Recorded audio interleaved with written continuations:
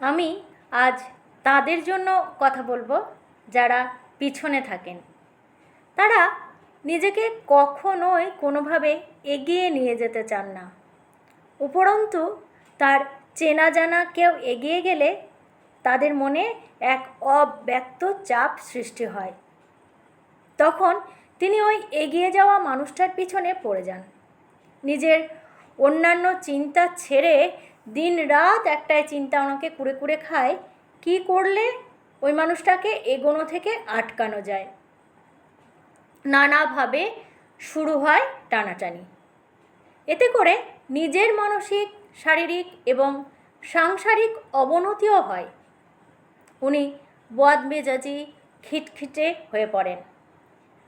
নিজের পরিবারের লোকজন, এমনকি সন্তানের উপরও চলে প্রতিনিয়ত প্রহার আর চিৎকার চেঁচামেচি।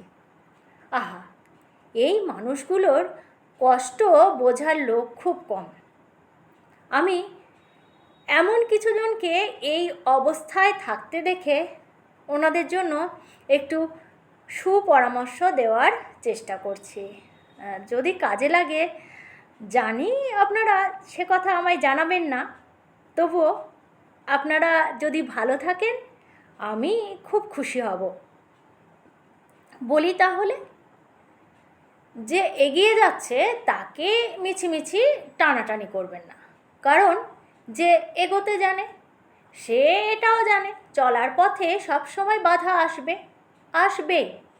তাই আপনি নিজের নাক কেটে ওর একটা রাস্তা যদি বন্ধ করেন, অন্য যে কোনো রাস্তায় ও ঠিক এগিয়ে যাবে। আর আপনি কিন্তু সেই পিছনেই পড়ে রইলেন।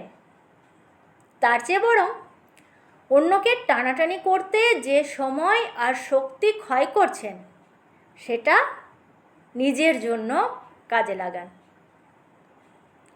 ও কেন পারছে, আপনি কেন পারছেন না, এটা ভাবুন। ওর যে গুণের জন্য ও এগোচ্ছে, আপনিও খুঁজে দেখুন আপনার মধ্যেও এমন কোনো একটা গুণ আছে। কারণ সব মানুষেরই কোনো না কোনো গুণ থাকেই। আপনি যে মানসিক জোর নিয়ে কারোর ক্ষতি করার চেষ্টা করছেন, সেই জোরটাকেই নিজের মধ্যে ভালো কিছু করার তাগিদ নিয়ে কাজে লাগান।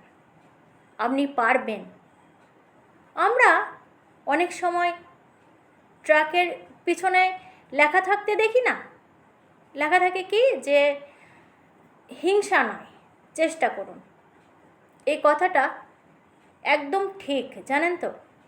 চেষ্টা করুন ভালো কিছু করতে, ভালো থাকতে সবসময় চেষ্টা করুন। দেখুন আপনি অবশ্যই ভালো কিছু করতে পারবেন, ভালো থাকতে পারবেন। শুধু শুধু অন্যের অমঙ্গল কামনায় না থেকে নিজের সংসার, সন্তানকে সময় দিন। নিজের হীনমন্যতা সরান, নিজেকে ভালোবাসুন, সবাইকে ভালোবাসতে শিখুন। এই কথাটা মাথায় রাখুন। উপকার করতে না পারি, কারোর ক্ষতি করব না কখনো, এই চিন্তাটা সব সময় মনের মধ্যে নিয়ে চলুন। দেখুন আপনিও পারবেন, নিশ্চয়ই পারবেন। সংসারের কাজ, হাতের কাজ, গান, নিজের যে কোনো ভালো লাগা জিনিসে নিজেকে ডুবিয়ে রাখুন। প্রয়োজনে প্রচুর গাছ লাগান। প্রতিদিন সকালে বিকেলে গাছেদের সঙ্গে সময় কাটান কিছুক্ষণ। দেখুন মন, শরীর সব ঠিক লাগবে, খুব ভালো লাগবে। নিজের মধ্যে একটা সদর্থক ব্যাপার আসবে। বেশ, এর বেশি বললে তো রেগে যাবেন, তাই আজ এটুকুই থাক। পরে কখনো আসবো অন্য কোনো কথা, অন্য কোনো বিষয় নিয়ে। ভালো থাকুন, ভালো রাখুন। নমস্কার। আমার লেখা একটি কোট জনস্বার্থে প্রচারিত।